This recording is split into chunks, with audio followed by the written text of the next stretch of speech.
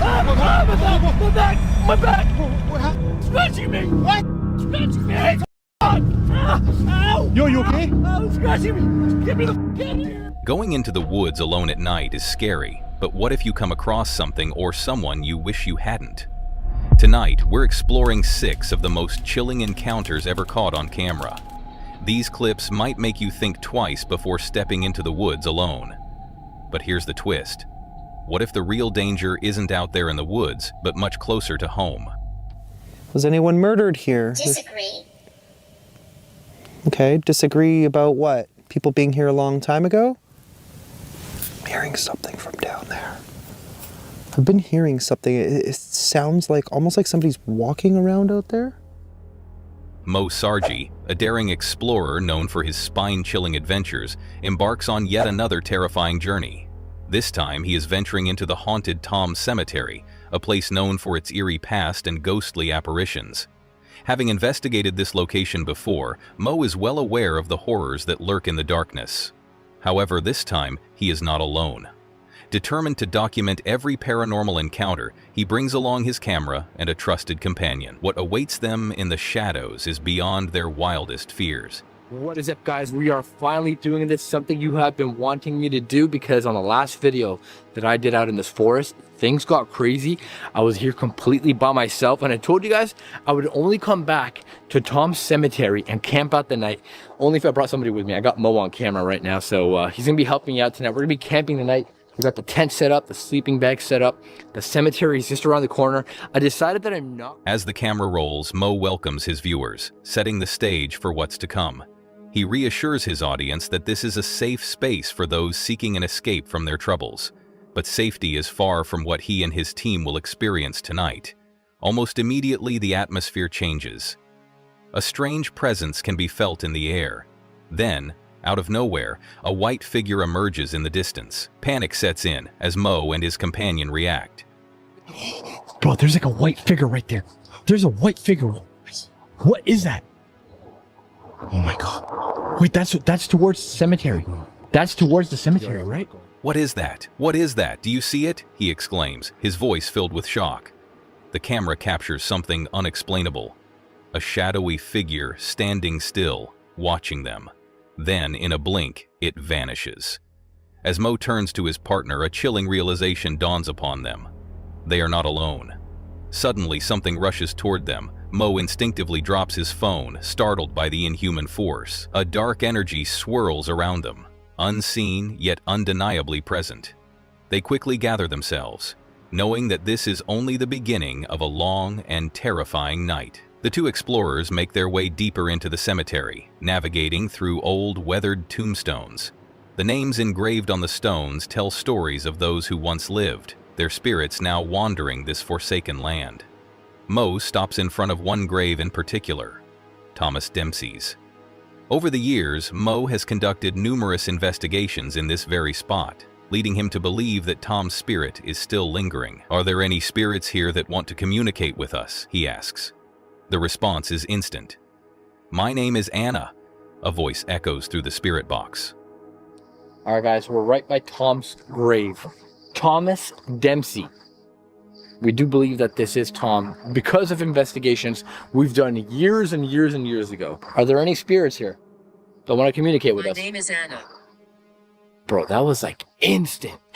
My name is Anna. All right, we have a spirit named Anna. Anna, are you buried in the cemetery or are you just roaming around? Oh, that's so weird. Look, Thomas Dempsey. And then we got Jane. Mo and his partner exchange uneasy glances.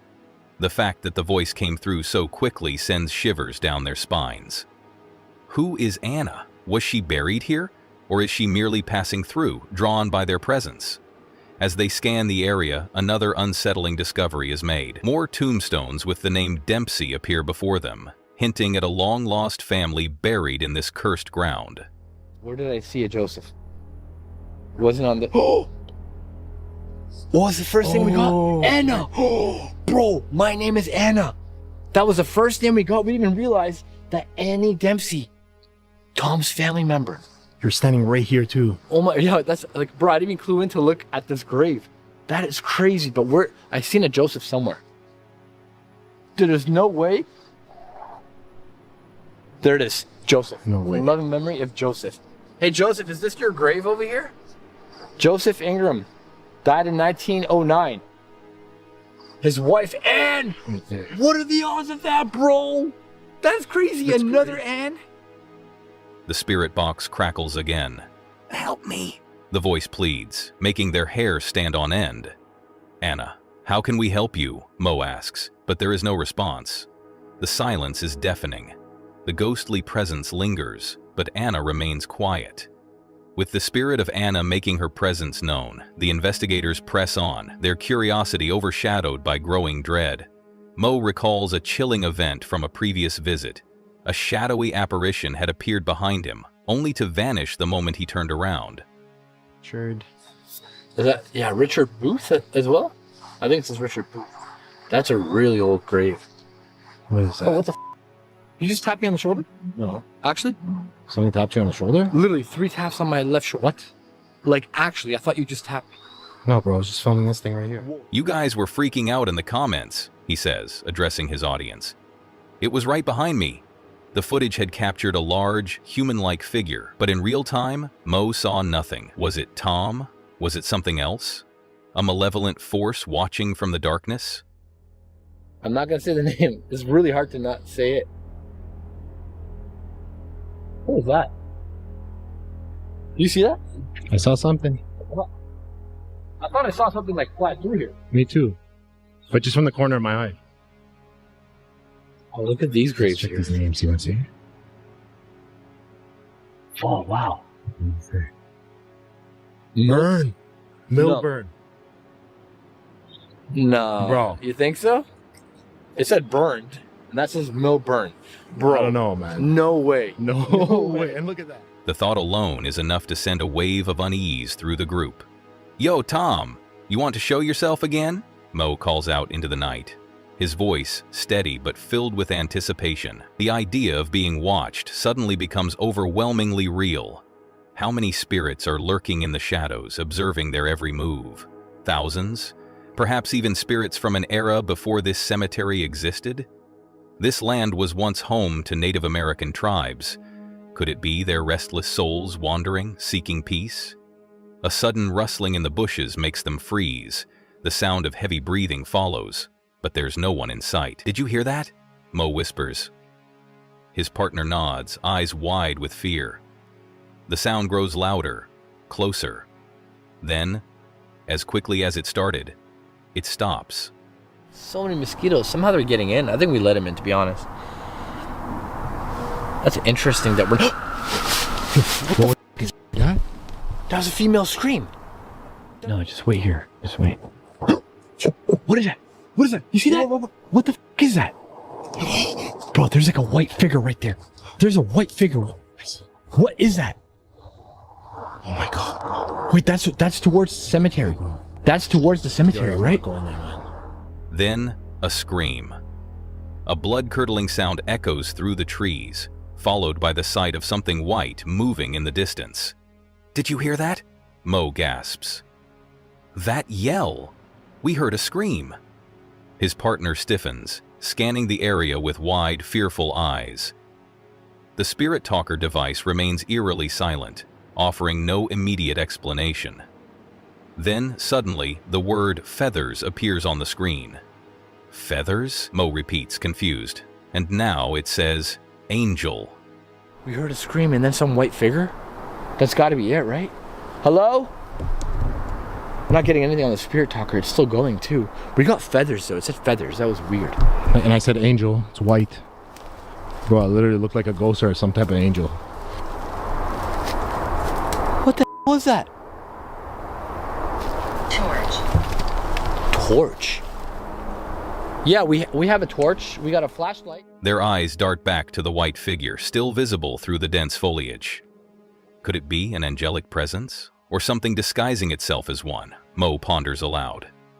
The figure resembles a ghostly shape, its movements unnatural, almost floating.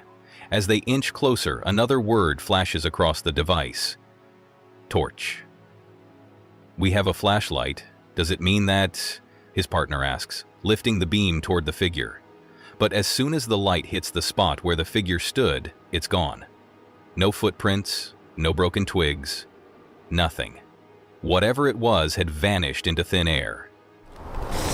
So this is still exactly the same area where we've seen it. Bro, you're crazy. We're actually going towards there? Yeah, bro. That went straight to the actual graves, bro. Let's go this way. The night grows colder and the air thickens with an oppressive energy. Then, without warning, Mo lets out a cry of pain. "Something scratched me," he yells, clutching his back. His partner rushes to his side, panic-stricken. "Bro, please take a picture," Mo pleads, feeling the burning sensation intensify. Are you gonna hurt us though? Like we just want to camp out the night. Is that okay? Do we have your permission? My back! What happened? Scratching me! What? Scratching me! What are you talking about? Ow! Yo, you okay? Oh, scratching me! Get me the get in here! God! Oh my God! Something just scratched my back. Oh my freaking God! Oh dear God! Yo, you okay? Oh dear God! Oh dear God! Oh my God!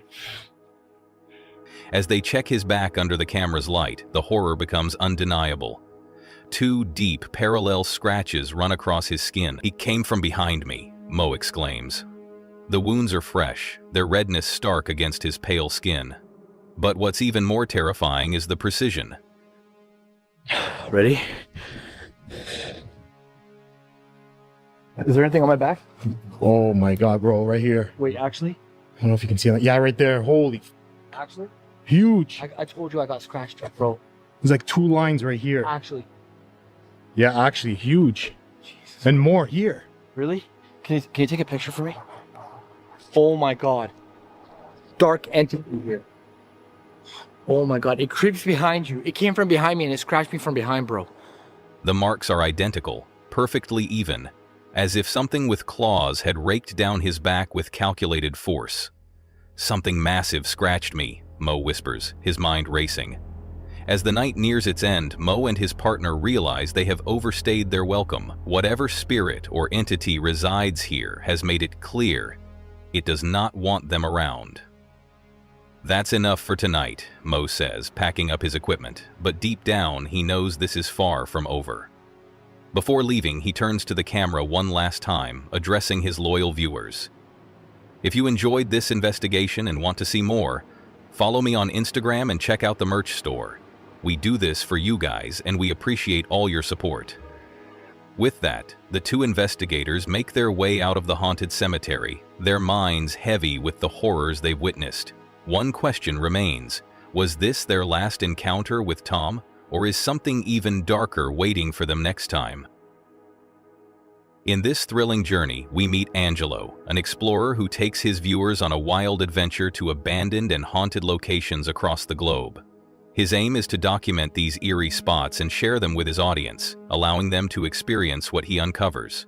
He emphasizes the thrill of exploring places that are often forgotten or left in disarray, giving us a peek into locations that were once full of life but now stand still in time, waiting to be discovered. Angelo's channel, Exploring with Angelo, is dedicated to showcasing some of the most mysterious and spooky locations. As the episode starts, Angelo hints at the eerie and unusual things he is about to encounter during his travels. The setting is ominous, filled with suspense and an ever-growing sense of dread. From the start, you feel a creeping sense of curiosity and unease as Angelo prepares to venture deeper into a place that might hold secrets beyond the ordinary. What's up, guys? Welcome back to the channel. We are embarking on a brand new adventure. We're actually out here in Northern Ontario, back at a place that I dubbed Angelo Island, which is literally right there. It is this small little petite island. I got here and I was like, it looks like I can actually still cross over. So if you guys remember when I came here during the summer on my way to Western Canada, which is in fact where I am heading again, we came here. We heard some crazy stories about a camper who actually came to investigate this island, which is in fact haunted. I have no idea by what. I do think that it is potentially a portal of some kind. I have yet to be able to confirm that. We might actually wait until it's much later and then maybe come back and investigate. As Angelo begins his journey, the suspense builds. The setting appears calm, but there's something about the location that doesn't sit right with him. The initial moment set the tone for the rest of the exploration. The quietness of the surroundings amplifies the tension.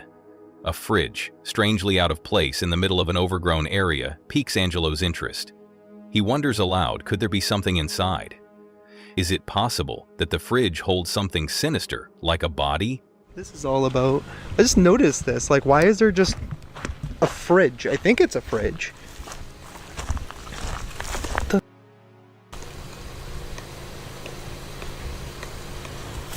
Dude, what if there's like a dead body in there?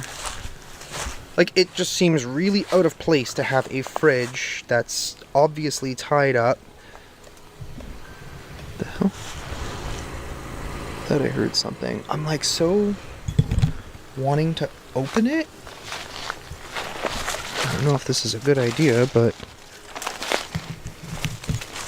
Oh, somebody did open it. Nope, nothing in there. This thought lingers in his mind, adding an element of fear to the adventure. He can't shake the unsettling feeling that something is wrong with this fridge, and yet he's unsure whether his suspicions are just his imagination running wild. The oddity of the fridge, tied up and placed in such an unexpected location, makes Angelo hesitate. The quietness of the surroundings only deepens the mystery. The viewer is left to wonder along with Angelo. Is it just a fridge, or is it something more? Angelo's exploration continues, and he cautiously approaches the fridge to investigate further. At this moment, he hears what he thinks is a noise in the distance. Was it a gunshot? Or was it something else entirely? Dude, what if there's like a dead body in there? Like, it just seems really out of place to have a fridge that's obviously tied up. Thought I heard something. I'm like so wanting to open it. The faint sound grows louder in his ears, but he can't quite place it. Just as he's trying to figure it out, another strange noise catches his attention. It sounds almost like a scream, sending a chill down his spine. It's moments like this that make the viewer question what's truly happening around Angelo. But yeah, I mean, I do have my rifle with me, just in case we run into a situation like that. I guess we'll go inadvertently moose hunting without wanting to. But let me go and see what the hell this is all about. I just noticed this. Like, why is there just a fridge? I think it's a fridge. As Angelo ventures further, the eerie atmosphere thickens. The sounds become harder to ignore. At first, he hears something faint, like a faint thud in the distance. But it soon grows more distinct. He starts to suspect that he's not alone. There are movements around him, small noises that sound like footsteps or whispers. Well, I definitely remember this. It's really beautiful out here. So quiet. Damn. So this is the first lake. There is another one, and that's kind of the one that I'm aiming to get to. What was that? Is that a gunshot? Like I said, people do hunt here. So we could see people hunting, or hearing them, rather. Thought I heard something else. Not a gunshot, but something else. Sounded like it came in that direction, which is where I'm heading, essentially. He's left to wonder if the place is truly haunted, or if someone or something is out there with him. As his investigation intensifies, Angelo talks to the spirits using a spirit box. He asks simple questions, but the answers seem vague and unsettling. "Is someone here?" he calls out, but the response is unclear. The unease grows with each passing moment as Angelo becomes more aware that something is not quite right. Despite his nerves, he presses on, determined to uncover the truth about this mysterious place. The viewers are kept on the edge of their seats, wondering whether Angelo will find answers or if the unknown forces will continue to elude him. A sharp sound in the distance catches Angelo's attention, sending him into high alert. He believes that it came from down the path, and it's just enough to send his heart racing.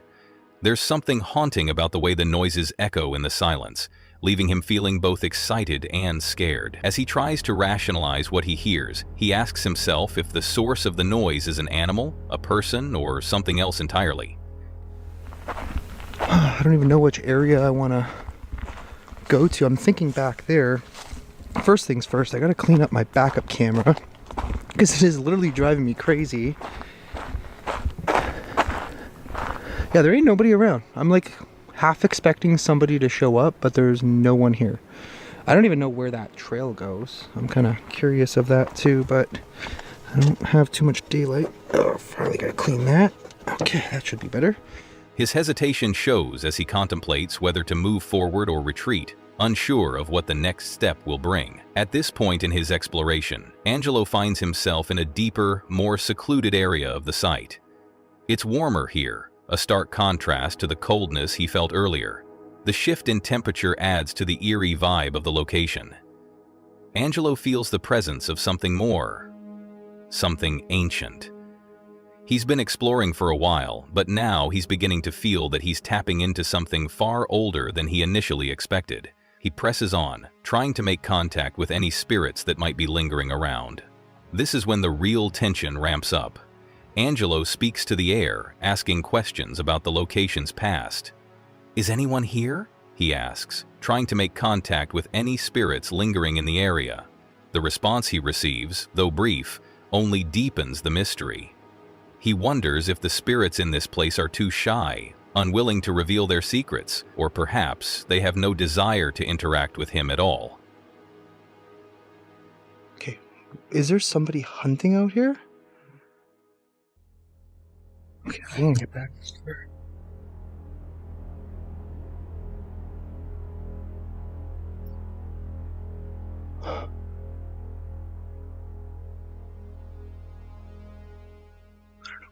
That was. I mean, I know what it was, but like, why? I kind of feel like if somebody's gonna take some shots at me or something.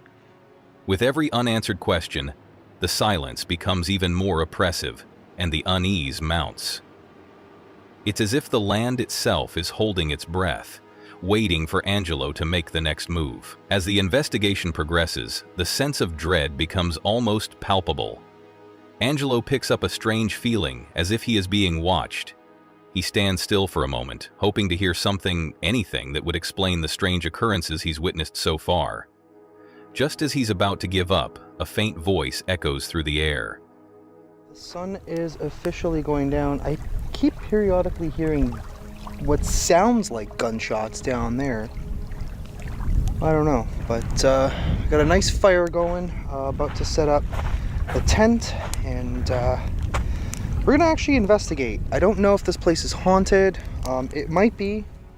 "Suffering," the voice whispers, sending chills down his spine. Angelo is left speechless, wondering who or what is suffering and why. The answer leaves more questions than it provides clarity. Angelo presses on, determined to find out more. He asks more questions, hoping for a clearer response. "Who are you?" he asks, but the silence is overwhelming. He stands in the stillness, waiting for any sign that something is present.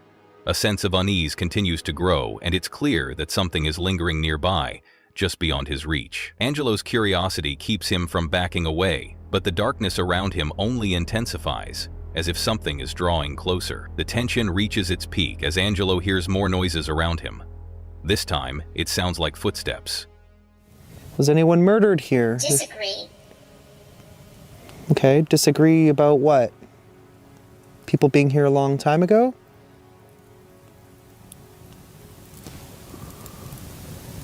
I'm hearing something from down there. I've been hearing something. It sounds like almost like somebody's walking around out there, but I'm not sure.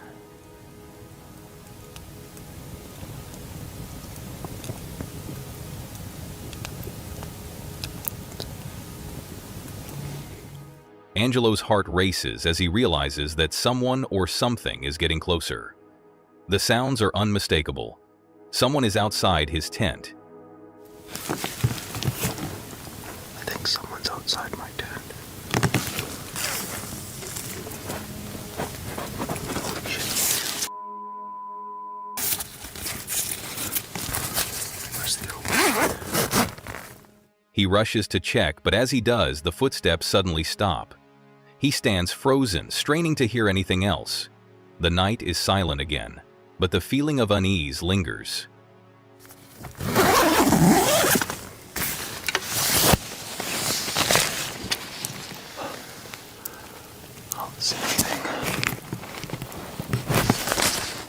Hello?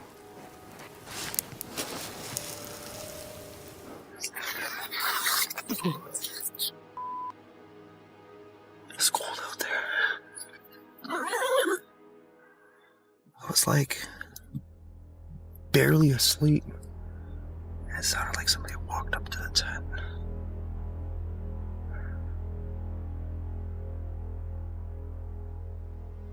Angelo wonders if he's imagining things, but the unsettling feeling refuses to leave. He decides to wait it out, hoping that the presence he senses will reveal itself. The tension is unbearable as he remains in his tent, trying to calm his nerves. He asks himself if it's an animal or something else, but deep down, he knows that it's more than just that. I'll give it a minute. See if anything happens again.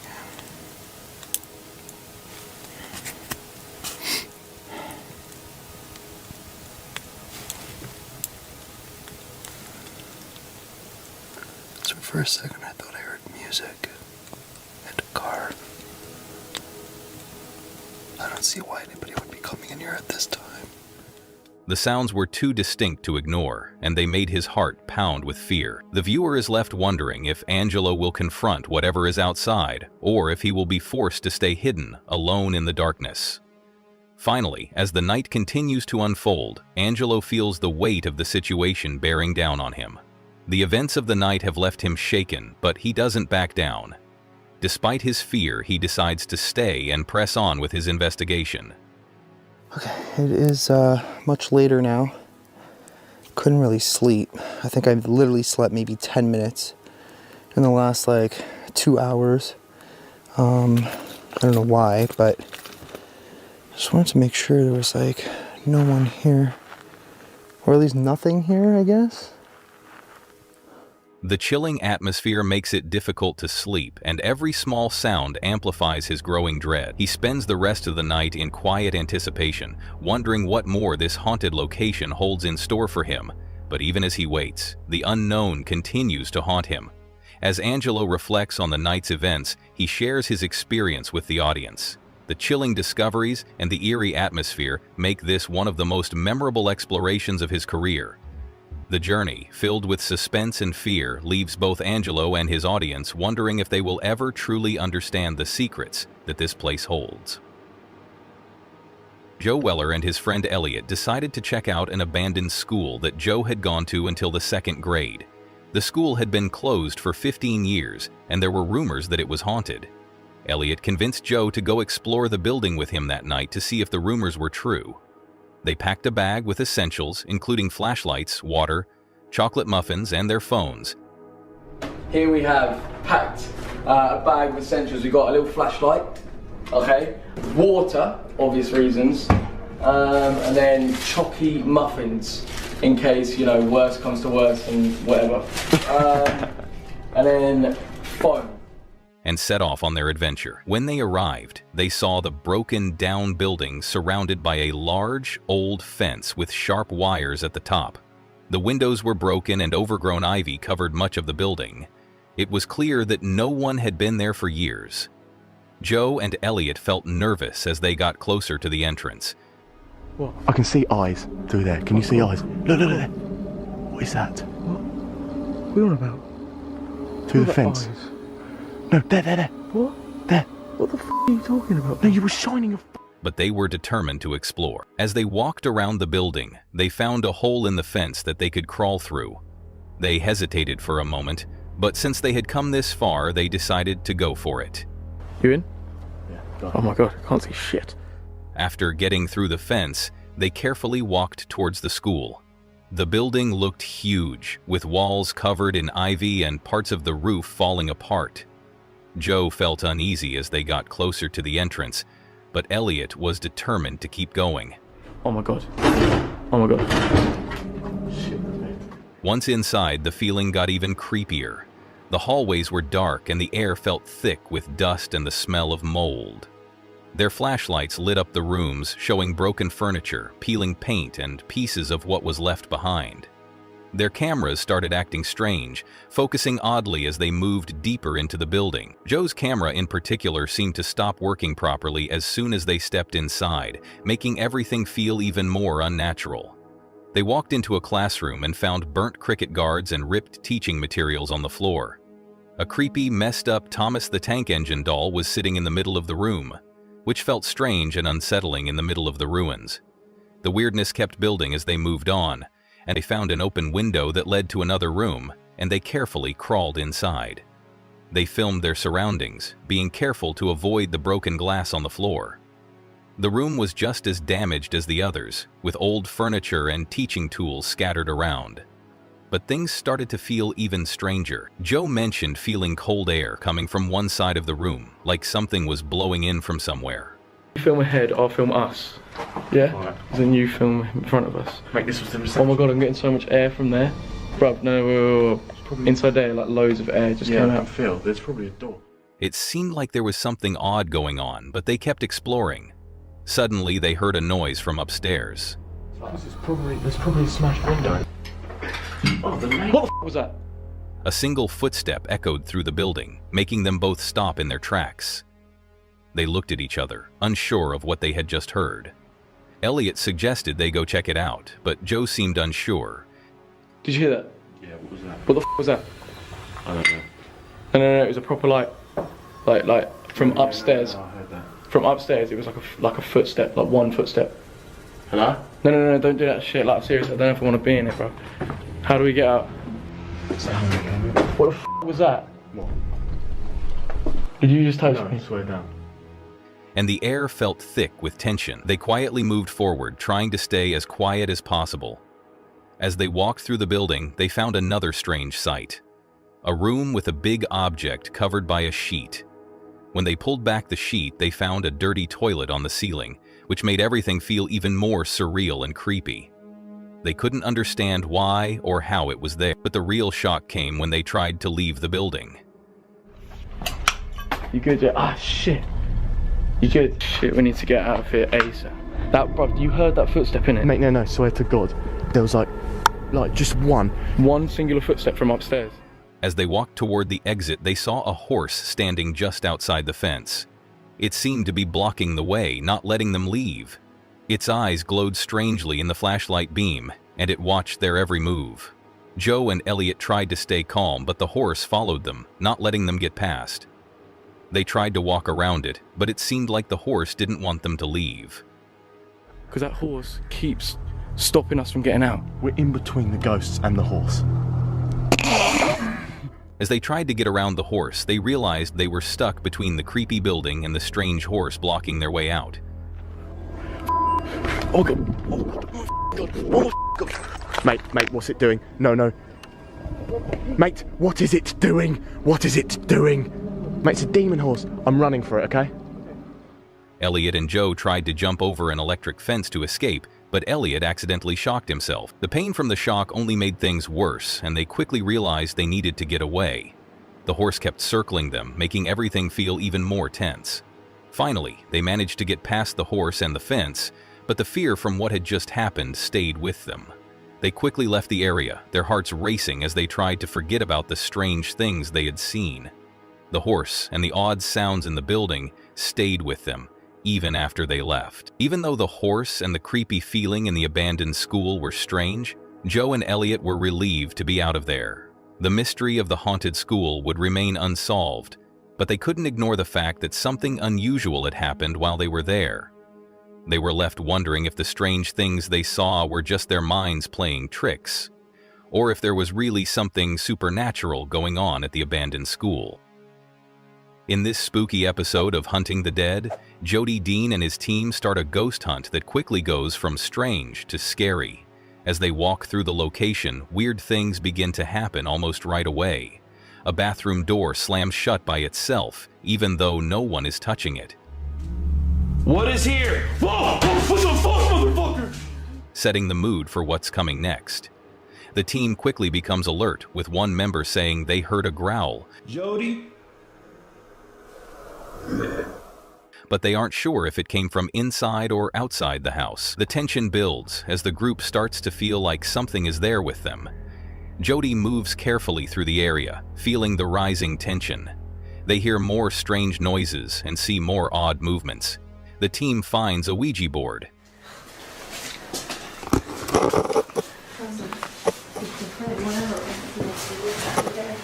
You know, Mask and I found a Ouija board here. Did you really? Yeah, Is that the one you buried? I no. I wish that I found another one though, because I don't know how you feel about the Ouija board though. And they talk about the ghostly energy it may have brought. Jody tells a story about how his grandfather used to do experiments with a card table, which would lift on one leg in response to questions, even though no one knew how it was happening. I have a grandfather that lives in Florida. He's in Clearwater, Florida, and he has a card table. Like, he'll ask you questions, and then The card table will move? it'll lift up on one leg. Like this table, I don't know what it is about this table, but even my stepdad saw it. He doesn't believe in shit. Like, he had no explanation for it. They talk about past experiences with similar things, but as they go deeper into the place, the feeling in the air gets heavier. Things get even more intense when they start using a special camera called the SLS Structured Light Sensor camera, which can pick up figures and show them as stick figures on the screen. The team begins to see strange shapes moving on the camera, making everyone feel more uneasy. Jody's voice shakes a little as he asks the spirits to make themselves known. The team's nerves grow, but they keep going, hoping to capture something real. They think there might be a child's spirit around, or something darker hiding nearby. The feeling of being watched becomes almost too much to handle. Things get even creepier when an orb appears on the camera. So I can go handsies. See this? I had a flashlight. I'm like, holy shit, there was just a fucking orb behind you. There was an orb? It went this way. I didn't know if you said orb or the org. Floating behind one of the team members. But as the orb fades away, the mood changes. The team hears a strange voice followed by more mysterious sounds, which makes the tension rise even more. The feeling of being surrounded by something invisible continues to grow, and it's clear that something, or someone, is near them. When they turn their attention to the outside, things get even scarier. Jody notices that his car is suddenly running, even though he had turned it off earlier. Panic sets in as they rush outside to check on the car, their minds racing with fear. Could the spirits be trying to talk to them through the car? Or is something even worse going on? The team wonders if the spirits they've been trying to reach, named George and Elan, are somehow involved in these strange events. The feeling that they are being targeted gets stronger when they hear a voice that sounds like it's mocking them. Realizing they've reached their limit, the team decides to leave the haunted place. Their nerves are shot and the awful feeling doesn't go away. They can't shake the thought that something is following them, watching them as they try to escape. It's clear that the spirits they've been interacting with aren't friendly, if they were even human spirits at all. As the team hurries to leave, the night becomes a blur of fear and confusion. They can't be sure what they encountered, but it's clear that something ghostly happened. The strange voices, the figures they saw on their devices, and the weird events with Jody's car all point to something far scarier than they first thought. The night ends with the team feeling a strange relief, but also a lingering fear that what they experienced isn't over. The spirits they met might still be around, and the questions about what really happened that night will leave both the team and the viewers wondering what's beyond the world we know. A lone explorer, armed with nothing but his survival gear and an iron will, ventures deep into the heart of an isolated forest. The air is thick with an eerie silence, broken only by the occasional rustling of leaves and distant animal cries. Honestly, I've never known a woods with so many strange noises. It's not just your normal birds and stuff and planes. There's a lot of planes. There's like this weird, I don't really know how to describe it, but I'll burn out in a bit, sit here and enjoy a fire for a little while and then head to bed. The hammock's really comfy, thank God, so I should sleep well, I would think. He has spent years navigating the wilderness, but this night feels different. Something unseen lurks beyond the glow of his campfire, watching, waiting. His breath is steady, but his mind races with questions. What if he's not alone? What if the stories about these woods are true? Determined to challenge himself, he embarks on a daunting task, spending 48 hours alone in the wilderness. With only his hammock, a flickering fire, and the darkness surrounding him, he prepares for a night filled with uncertainty. Don't judge me, there's only about 4 in here. Maybe 5. You can't waste good balls. Anyway, not bad at all. He speaks into the camera, trying to mask his nerves with a casual tone. This is it. 48 hours in the woods, alone. No backup, no one nearby. Should be fine, right? A forced chuckle escapes him, but it does little to ease the rising unease creeping up his spine. The forest, though serene by day, takes on a sinister persona as night falls. The distant sound of children screaming, a gunshot echoing through the trees, and an unsettling cacophony of noises shatter his initial confidence. That's a bird. That's a gunshot. I don't know if you'll be able to hear a lot of this, it's pretty distant, but it sounds like kids screaming. The crackling of twigs beneath unseen feet sets his heart pounding. His flashlight flickers slightly, making the surrounding darkness seem even more oppressive.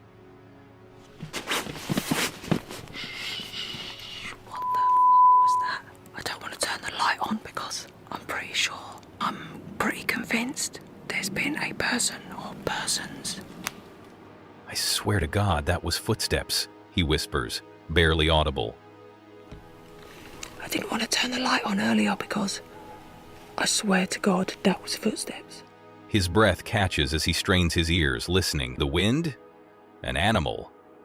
Or something more sinister? He tries to rationalize the sounds, perhaps animals or the wind, but a deep unease settles within him. The noises are not random, they feel deliberate. His instincts sharpen, his pulse quickens. As he gazes into the abyss of the night, every shadow morphs into a potential threat.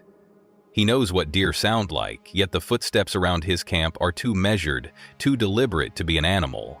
The tension grows unbearable. Then, another noise, closer this time. His hand tightens around the handle of his axe, his only real form of protection. I don't like this, he mutters. His voice is low, laced with fear, but he knows he has to keep filming. If something happens, at least there will be proof. I've got no idea if you guys heard that or not, but honestly, I don't like it, I'm going to be honest. It's not deer, like I know what deer sound like. I've spent so much time with deer. The night drags on, the silence between sounds becoming even more unnerving. Then suddenly, another noise, this time from a different direction. A rustling, then a slow, deliberate step. He freezes. He isn't imagining this. What do I do? He whispers to himself. Do I call out? Do I stay quiet? His heart races. He can feel the sweat forming on his forehead despite the cool night air. He grips his knife tighter. Whatever is out there, it hasn't left. Despite the growing tension, he forces himself to remain calm. He sits by the fire, the dancing flames offering a false sense of security. The hammock sways gently beneath him, a fragile sanctuary in an otherwise hostile environment. But then, a sound. A distinct movement just beyond the tree line. His heart pounds against his ribs. He holds his breath. Okay, I know I heard that, he says, voice shaking slightly. I don't want to turn the light on because I don't want to see what's out there. The weight of his own words settles over him like a suffocating blanket. What if he turns on the light and sees something, or someone, standing there? Another step. Closer. His breathing quickens. He closes his eyes, listening harder, trying to pinpoint exactly where the sound is coming from. Then the realization strikes. This is not just paranoia. He is being watched. A primal fear grips him as he listens to the relentless footsteps circling his tent. Minutes feel like hours. His survival training clashes with the raw terror coursing through him. He debates his options: confront the unknown or lie in wait. The hammock creaks beneath him, betraying his slightest movements. His only advantage is the element of surprise. But does he really want to face what lurks in the shadows? A sudden snap of a twig sends his pulse into overdrive.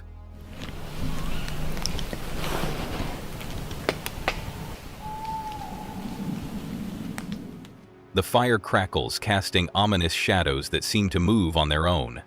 This isn't normal, he whispers. I don't know what's out there, but it's not an animal, and if it's a person, why are they just standing there? The fear in his voice is evident now, impossible to mask. He reaches for his knife, his fingers trembling slightly as they close around the handle. He has no idea what's out there, but he refuses to be caught off guard. Silence. Then another step. This time from behind him. He whips around, heart pounding. Nothing. Just darkness. The firelight barely extends beyond a few feet, and beyond that, the woods are a black void. His fingers tighten around the handle of his knife. The night stretches on, each second heavier than the last. He grips his knife, knowing that if danger strikes, he must be ready. The unseen presence does not waver. It lingers, taunting him with its silence. As dawn approaches, the forest begins to exhale, the tension easing with the arrival of light. He survives the night, but the questions remain. Was it an animal, a person, or something else entirely? He exhales sharply, rubbing his hands over his face. That was the worst night I've ever had, he admits. I have never in all my time camping felt that unsafe. Packing up his gear, he glances back at the trees one last time. The woods seem peaceful again, but he knows better now. There are things out there, things that don't make sense. For those intrigued by the thrill of the unknown, the world beyond the campfire is a realm of endless possibilities and chilling discoveries. And as he walks away, he can't shake the feeling that something, or someone, is still watching. Even now, as he tells his story, he still hears those footsteps in his mind. He still wonders, what if he had turned on that light? What if he had seen what was standing there, just out of sight? Scottish Summiteer's latest adventure takes him to one of the most notorious, yet breathtaking spots in all of Scotland. Known for its spine-chilling reputation and unsettling tales, Louis Belt Lodge is said to be one of the most haunted campsites in the country. But for someone like Scottish Summiteer, who thrives on exploring the eerie and unknown, this is just another opportunity to challenge himself, embrace the wild, and maybe, just maybe, encounter something supernatural. Leaving behind the small settlement of Kinloch. Welcome back to another adventure. I'm back on the west coast of Scotland, and I've just left a small settlement called Kinloch Leaving back in that direction. Today I'm hiking to what is regarded as the most haunted camp spot in all of Scotland. There have been many reports of paranormal activity, and one particular case in which two people experienced some pretty terrifying events. He sets out on a journey through the rugged Scottish Highlands. His hike is going to take him deep into the wilderness, far from any sign of civilization, to a place where, for centuries, people have reported strange occurrences, unsettling noises, and ghostly sightings. He's heading to Louis Belt Lodge, a crumbling ruin with a dark and terrifying history. And though it's all a little unnerving, he's excited. He knows the road ahead will be tough, with steep inclines and dense forests, but he's determined to make it to the haunted campsite. This is insane how steep this is. Man, I'm roasting already. Can't really see too much just because this forest is quite dense, but I'm sure once we get above the tree line, the views will be pretty amazing. From the very start, the hike is intense. Scottish Summiteer makes his way through thick woods, the terrain incredibly steep as he climbs higher and higher. It's hard to see much through the thick canopy of trees, but he's certain that once he gets higher up, the views will be worth the struggle. And as he pushes through, each step feeling heavier than the last, he starts to feel the first inklings of nervous energy creep in. He's about to hike into one of Scotland's most famous haunted spots, alone. Wow, that is Loch Leaving down there, and that is the wee village Kinloch Leaving. Got the Papa Glencoe on the left there.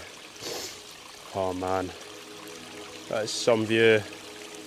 And then the Mamore Mountains over in this direction. Though he tries to brush it off with a laugh, part of him can't help but wonder what awaits him at the end of this hike. The further up the hill he climbs, the more the weather starts to match his mood. Pathetic fallacy, he jokes, using the literary term for when the weather mirrors a character's emotions. It's gray, overcast, and slightly eerie, with clouds hanging low in the sky and a light drizzle of rain. But you never get tired of it. Some view. And it looks like the sun's actually coming out now as well, which is ideal. So far the weather is perfectly fit in with what I'm doing today. what is that?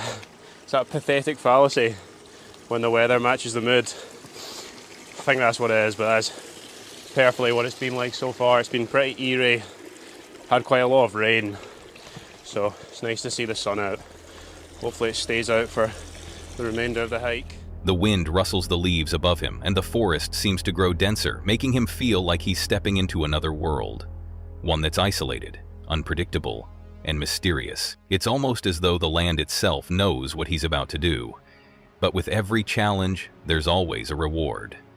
After pushing through the steepest part of the climb, he emerges from the forest to find a breathtaking view of Loch Lay, nestled in the valley below. The surrounding mountains rise like ancient sentinels, guarding this remote corner of Scotland. Scottish summiteer pauses to take in the scenery. He's made it past the hardest part of the hike, and though the weather is still a little ominous, the view makes everything feel worth it. He stands there for a moment, enjoying the quiet and the peace that come with being so far away from the hustle and bustle of daily life. He remarks to himself how beautiful and remote it is. This right here is Loch Eildymore, which looks pretty nice. And just up to the left is the mountain Sgurr Eildymore. Not sure which came first, but I'm pretty much following the shore of the loch. Don't know if you can make out the path just down there, but that confirms that it will be pretty flat, which is ideal. A slight unease lingers. This isn't just any hiking trip. He's heading to a campsite with a dark reputation, one that people have whispered about for decades. As he continues on the path, he begins to notice just how isolated the area is. There are no signs of other hikers, no paths leading to nearby villages, just a vast stretch of wild, untamed nature. It's peaceful, yes, but it's also unsettling. The weather takes a turn for the worse, and the rain picks up. For a moment, Scottish summiteer finds himself completely alone, with nothing but the wind and the sound of water lapping at the shores of the loch.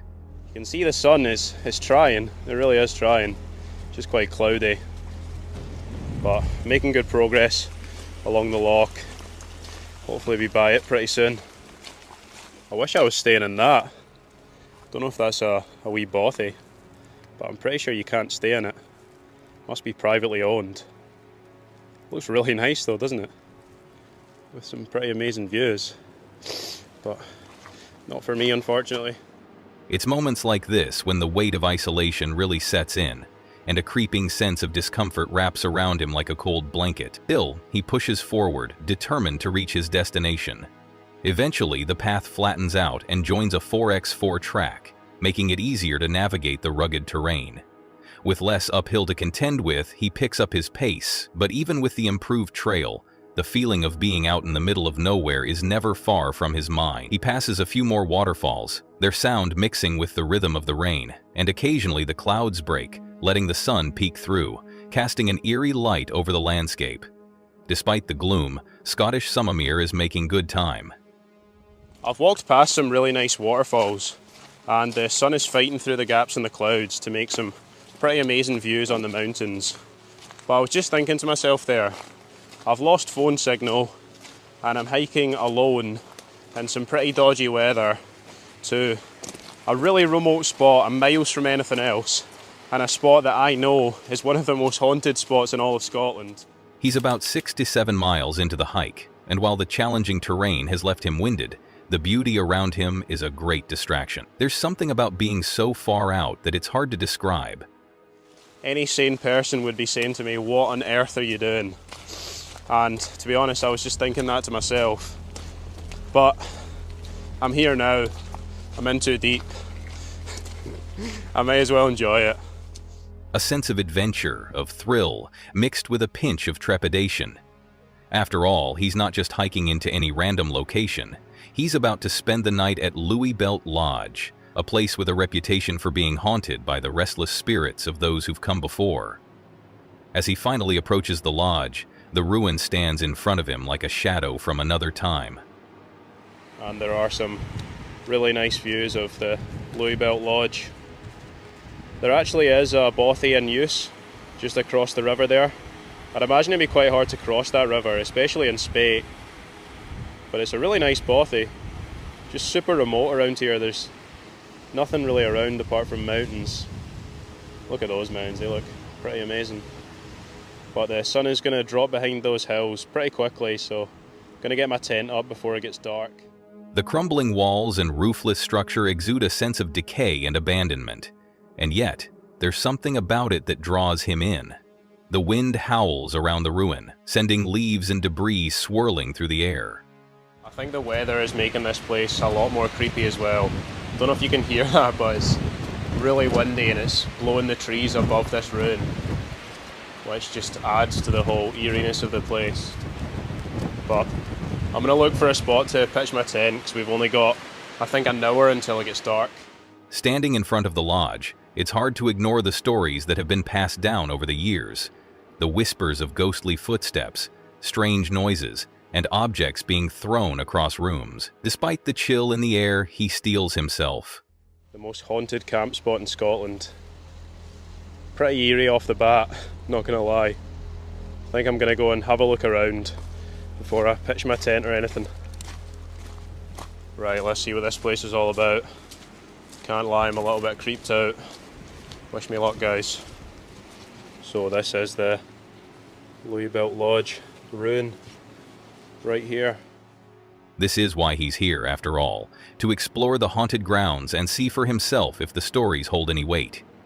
With a nervous chuckle, he reminds himself that he's not a stranger to creepy spots. He's done this before. Still, something about this place feels different. The stories of the hikers from 1973 are fresh in his mind. Those two young hikers had been seeking shelter in the bothy, only to be terrorized by ghostly noises throughout the night. I wanted to tell you the story of why this is considered the most haunted camp spot in Scotland, and it dates back to Christmas 1973, when Louisbelt Lodge was used as a bothy for hikers. And two young hikers, I think they were around 18 to 20, decided to stay in the bothy so they could get a fire going, light some candles. Footsteps, rocks being tossed, and at one point an ice axe being thrown across the room. The pair had packed up in a hurry and left, never to return. And in the middle of the night, they were awoken to footsteps in the room next to them, and the sound of a rock being tossed across the floor from upstairs. They decided to ignore it and try get some rest for a big day again in the morning. And then again at 4 in the morning, the sound of the ice axes being tossed across the floor erupted in the living room. The lodge's haunting past adds to the atmosphere, but Scottish summiteer is determined to stay. He chooses a flat spot nearby to pitch his tent. But the weather isn't being kind. It's still raining steadily, and the wind continues to whip through the trees, creating a cacophony of eerie sounds. As he sets up his camp, he can't help but glance back at the lodge, its broken windows staring out like hollow eyes. Once his tent is up, he settles in to relax, waiting for nightfall.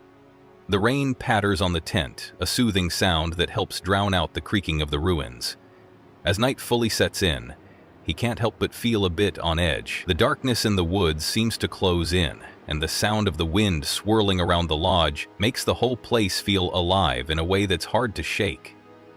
But despite the fear creeping up, Scottish summiteer remains determined to stick it out.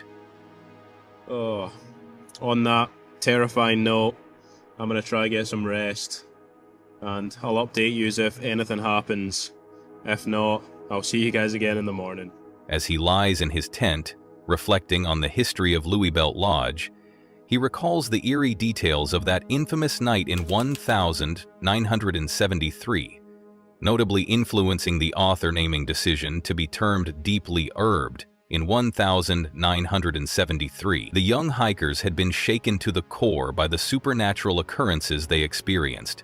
So they decided, right, we're not having this anymore. So they got up, they lit some candles, at which point one of the candles they lit was tossed across the room. So they decided, we've had enough of this. They packed up all their stuff, they left the bothy, never to return.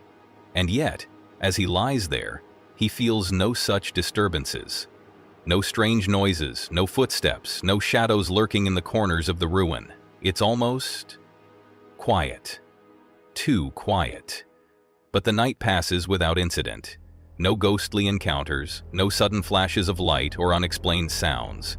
Just the rain and wind, the occasional creak of the tent, and the ever-present, creeping feeling that something just doesn't feel right. When morning finally breaks, Scottish Summiteer wakes up feeling both relieved and a little disappointed. While he'd been hoping for some sort of paranormal encounter, he's left with nothing more than a peaceful, albeit eerie, night surrounded by nature. Well, good morning everyone. I have packed everything up and I'm ready to go. As always, I've left no trace. You always want to make sure you leave the camp spot exactly how you found it. Louis Belt Lodge is looking pretty creepy this morning with this gloomy weather. Packing up his tent, he takes one last look at the lodge. The weather is still gray, and the entire ruin seems to stand there silently, almost as if waiting for someone else to uncover its mysteries. As he makes his way back down the path, the rain picks up again, and the muddy trails make for a slower journey. The sense of isolation lingers, but he's glad to be heading home. Have one last look inside. It's got a pretty creepy feel to it, to be fair. As all ruins do, to be fair, but this one in particular, just because of the stories. And for context, I was camping just through that window on that wee grassy spot there. No ghosts, no strange occurrences, just a wild night in a wild place. And though he didn't experience anything ghostly himself, he knows the stories will always be part of the lodge's legacy. By the time he reaches Kinloch, he reflects on the experience. How beautiful and remote the area is, how haunting the ruins are, and how the stories surrounding Louis Belt Lodge will never quite fade, even though he didn't encounter anything otherworldly. Some places just hold on to their mystery, no matter how many times they're explored. And as Scottish Summiteer leaves the remote hills behind, he knows that the adventure isn't over. There are always more stories to uncover, more wild places to explore, and who knows, maybe next time he'll encounter the ghosts of Louis Belt Lodge for himself. Well, that's it for today's video on the most disturbing camping encounters ever caught on camera. We hope it gave you chills and maybe made you think twice before your next camping trip. If you liked this video, make sure to hit that like button, share it with your friends, and don't forget to subscribe for more creepy content. Also, drop a comment and let us know which story scared you the most, or if you've ever had a strange experience in the woods. Thanks for watching, and remember, nature can be amazing, but always stay safe out there. See you next time, and keep your eyes peeled for the unexpected.